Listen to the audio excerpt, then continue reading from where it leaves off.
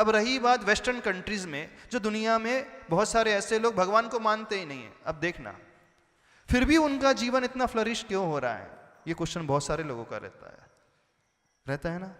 उनके पास पैसे की कोई कमी नहीं, ऐशो आराम की कोई कमी नहीं, और आप कहते हो कि हम इतनी पूजा करते हैं, इतना भगवान को मानते हैं। आप प्राय थियोरेटिकल धर्म करते हो। मंदिर में आकर के पूजन करके आप समझ लेते हो कि हमने सब कुछ कर लिया। अब जो वेस्टर्न कंट्रीज में रहते हैं, देखना क्या भी करप्टेड रहते हैं, ईमानदारी उनकी रग रग में भरी रहती है, वो कभी चोरी चपाटी बिल्कुल नहीं करते। अधिकांश लोग, एक्सेप्शन तो सब जगह होते हैं, जो जनरल पर ट्रेंड हम बता रहे हैं। स्विट्जरलैंड चले जाओ, जहाँ की उन्होंने बात की थी, हैप्पीनेस इंडेक्स की बात की थी, वहाँ कोई भी ऐसा अपना शोरूम खुला छोड़ करके चले जाए, दुबई चले जाओ, शोरूम खुला है, कोई परेशानी नहीं है, कोई चोरी चपाटी नहीं हो रही है, वो बहुत ईमानदारी से रहते हैं, वो बहुत एथिक्स का पालन करते हैं, मॉरल वैल्यूज का बहुत अच्छे से वो पालन कर रहे हैं। हो सकता है वो भले किसी भगवान को ना पूज रहे हों, लेकिन उनका आपस का जो बिहेवियर है, आपस का जो व्यवहार है एक दूसरे को लेकर के, वो प्रैक्टिकली बहुत अच्छा है। तो जिसका प्रैक्टिकली एटीट्यूड, जिसका नेचर, जिसका व्यवहार इस प्रकार का है, तो उस क्रिया के माध्यम से भी वो हमेशा पुण्य कमाता है। हो सकता है वो इधर ऐसा बड़ा बड़ा दान नहीं देते होंगे, लेकिन किसी नीडी को देख करके हॉस्पिटल में एडमिट कर देते हैं, पूरा इलाज कराते हैं। तो किसी को हॉस्पिटल में ले जाकर के किसी का इलाज करा रहे हैं, उसकी केयर कर रहे हैं, क्या यह धर्म नहीं? बताना हमें, क्यों? क्या यह धर्म नहीं है? ईमानदारी से, नैतिकता का पालन करते हुए, रूल्स एंड रेगुलेशन को फॉलो करते हुए सारी एक्टिविटीज करना, सारा बिजनेस करना, सारी सर्विस करना, क्या ये ड्यूटी का पालन अच्छे से करना धर्म नहीं है?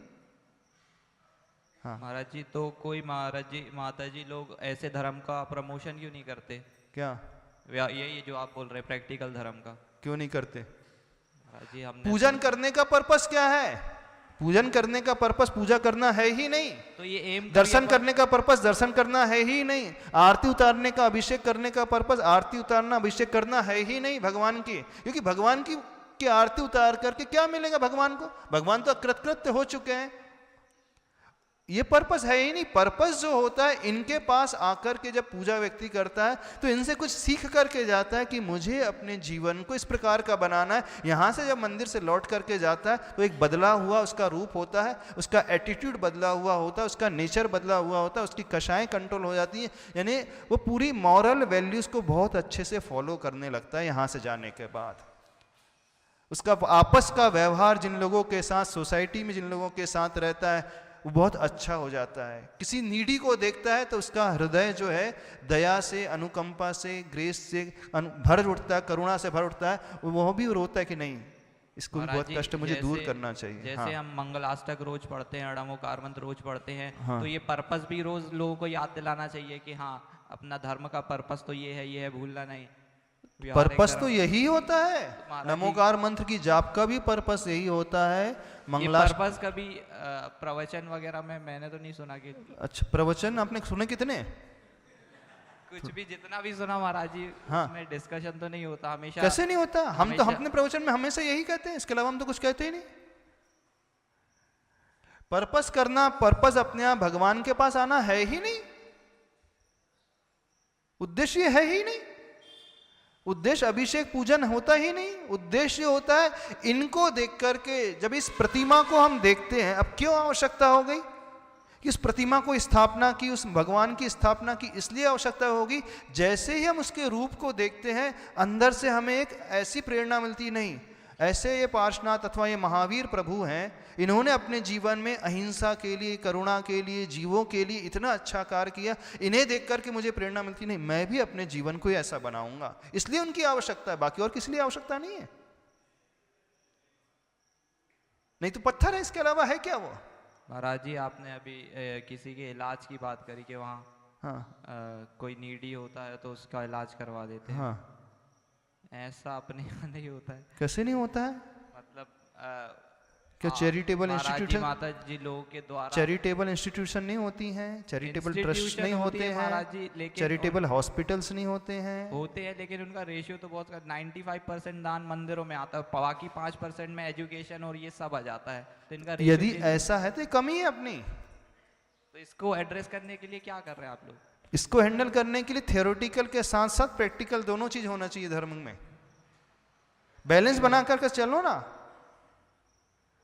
तो जहां तक वेस्टर्न कंट्रीज की बात है अथवा उन देशों के लोगों की बात है जो सिविलाइज पर्सन है, वे जो है बहुत कुछ ये थियोरेटिकल वाला भले ही ना करते हो, आप उन कंट्रीज के पूरे हिस्ट्री को उठा करके देखो, उनके रहन सहन को, तरीके को देखो, उनके एटीट्यूड, उनके बिहेवियर को देखो,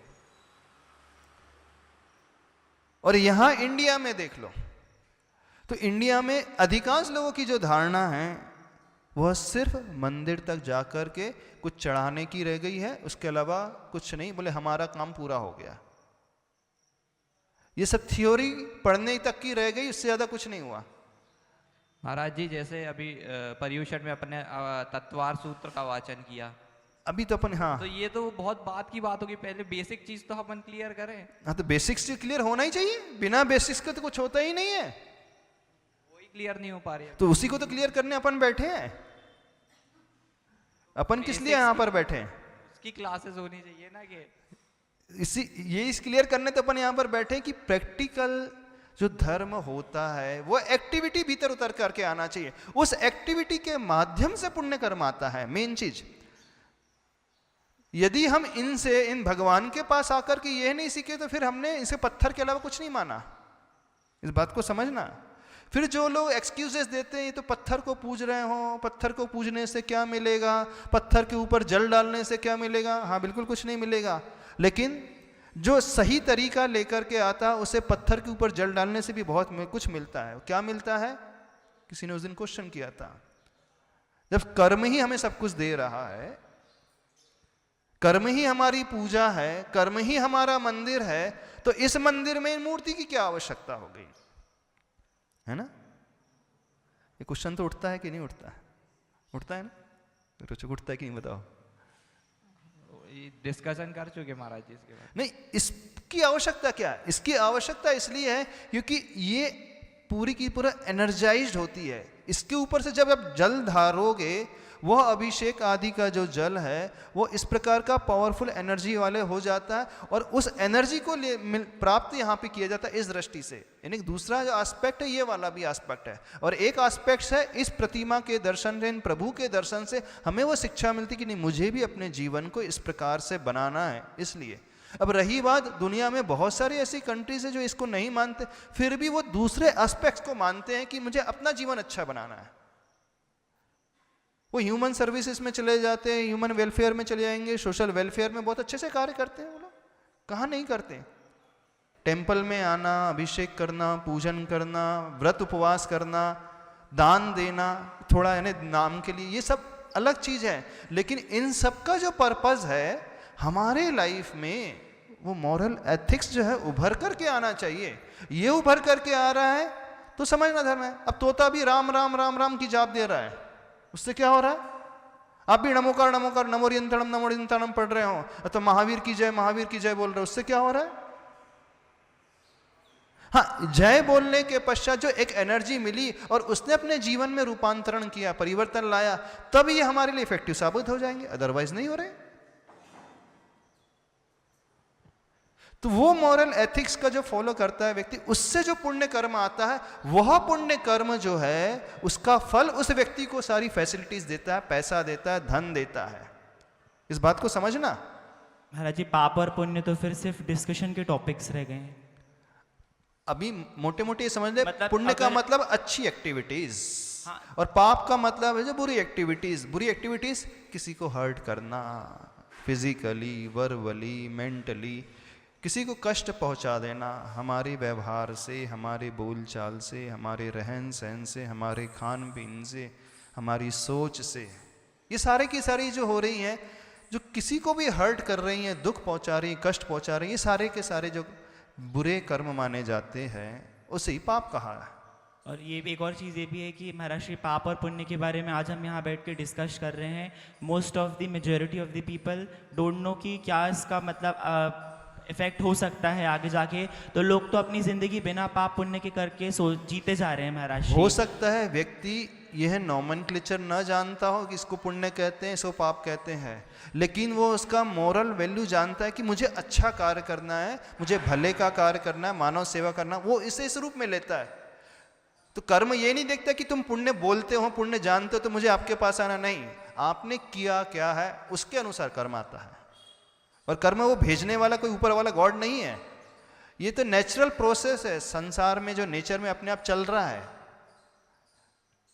महाराज ओवरसीज वेस्टर्न कंट्रीज में वहाँ पे उन लोगों को मतलब ऐसा है कि ये धर्म नीति नहीं पता है इतना कि किसने कहा? आप, नहीं मुझे पता है, मतलब आपको लग रहा है दुनिया में, इंडिया में सब अपने आप को बहुत एक्स्ट्रा स्मार्ट समझते हैं और समझते सारे ओवरसीज में कूप मंडूक है, उन्हें कुछ ABCD नहीं मालूम, ऐसा नहीं है। महाराष्ट्र वहाँ पे क्या है, नॉन वेजिटेरियन का कल्चर बहुत ज़्यादा है, तो वो तो कितना बड़ा पाप है नॉन वेजिटेरियन का। हाँ, तो वो तो है ना। तो लेकिन अगर सिर्फ मोरल एथिक्स के बेसिस में उन लोगों अगर पाप पुण्य का देखेंगे तो फिर नॉन वेजिटेरियन खा के वो मानते ही नहीं कि कोई पाप है। नहीं, तो वो गलत है। और इतना करके उनका अगर वहाँ पे वो अच्छी लाइफस्टाइल जी रहे हैं और फिर नॉन वेजिटेरियन भी खा रहे हैं, तो फिर उसका फ्यूचर रिजल्ट क्या होगा महाराज? जो अच्छी लाइफ स्टाइल में फैसिलिटीज मिल रही हैं वो वर्तमान का नहीं है, अब ये भी समझने की कोशिश करना। तो फिर आगे के लिए वो पाप कर रहे हैं, तो ऐसे मेजॉरिटी लोगों को नरक में जाना चाहिए और उनका या तो वो गूंगे पैदा हो, लंगड़े हो, अंधे हो, तो अपन तो देखते हैं उसके जो रेशियो है वो बहुत कम है और सब अच्छे होते हैं महाराज। अभी नर्क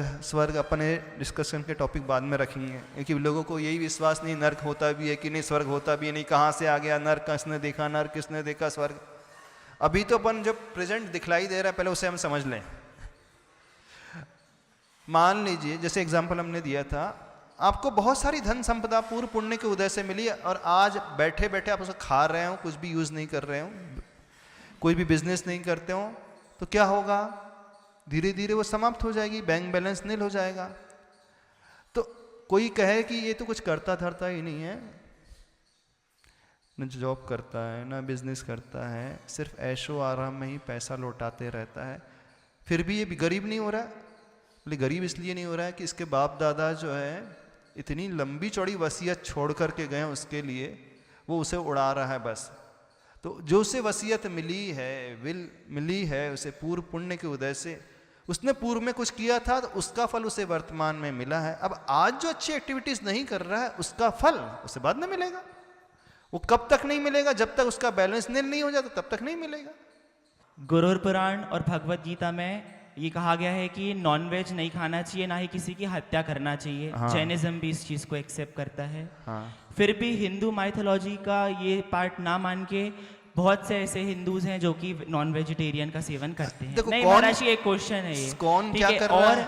और इसके बाद मतलब जब इतना करने के बाद जब ये लोग इतना पाप इकट्ठा कर रहे हैं तो फिर आगे तो उनका अभी तक जो पुण्य है वो हो गया, फिर अब तो ऐसे बहुत सारे लोगों को पाप ही मिलना चाहिए महाराज। तो ऐसे बहुत क्यों सारे मतलब? लोग, कौन क्या कर रहा है छोड़ दो, रूल क्या कहता है हम उसे समझने की कोशिश कर रहे हैं। अच्छा करेंगे अच्छा मिलेगा, बुरा करेंगे बुरा मिलेगा, टाइम के अनुसार मिलेगा, बस ये समझने की। वो क्या कर रहे हैं, क्या फॉलो कर रहे हैं, क्या लिखा है शास्त्रों में, अभी हमें अलग वो उस पर अपन ना जाए, पर्टिकुलर किसी व्यक्ति विशेष पर नहीं जाना अपने को, पर हमको अभी कंसेप्ट समझना है बेसिकली।